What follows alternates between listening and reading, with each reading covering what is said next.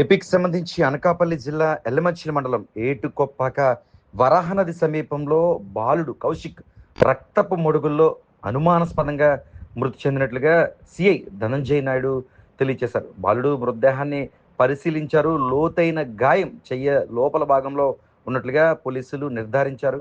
అయితే అనుమానాస్పద మృతిగా కేసు నమోదు చేశారు. అయితే బాలుడు కాకినాడ జిల్లా తుని పట్టణానికి చెందిన కౌశిక్ ఏటుకొప్పాకలో మేనమామ వద్ద ఉంటూ చదువుకుంటున్నట్లుగా మనకి సమాచారం అందుతుంది. అయితే బాలుడు ఎందుకు చనిపోయాడు, బాలుడు అనుమానాస్పద మృతి వెనక ఏముంది అన్నదైతే మాత్రం అనేక రకాలుగా చర్చ జరుగుతుందని చెప్పుకోవచ్చు. నిజానికి ఈ వరాహనది సమీపంలో కొందరు నాటు తుపాకీలు కూడా పేలుస్తారంటూ పలువురు గుసగుసలాడుతున్నారు. బహుశా అలాంటి నాటు తుపాకీ ఏమైనా తగిలి బాలుడు చనిపోయాడా అన్న అనుమానాలు కూడా తావెత్తుతున్నాయి. అలా కాకుండా వేరే సమస్యలు ఏమైనా ఉన్నాయా అన్న కోణంలో పోలీసులు దర్యాప్తు ముమ్మరం చేస్తున్నారు. ఏదేమైనా ఇటీవలే కౌశిక్ తండ్రి కూడా చనిపోవడం, అనంతరం మేనమామ దగ్గర ఉంటే ఇక్కడ చిన్నారి కూడా ఈ విధంగా చనిపోవడంతో ఆ కుటుంబం శ్లోక సముద్రంలో మునిగిపోయింది. ఒక పక్క కాకినాడ జిల్లా తుని పట్టణంతో పాటు మరోపక్క ఏటికొప్పాకలో సైతం బాలుడి మృతితో విషాద ఛాయలు నింపుకున్నాయి. ఘటనా ప్రాంతానికి సిఐ ధనంజయ నాయుడుతో పాటు పోలీసులు రంగప్రవేశం చేశారు. మృతదేహాన్ని పోస్ట్మార్టం నిమిత్తం సమీప ఆసుపత్రికి తరలించారు. అయితే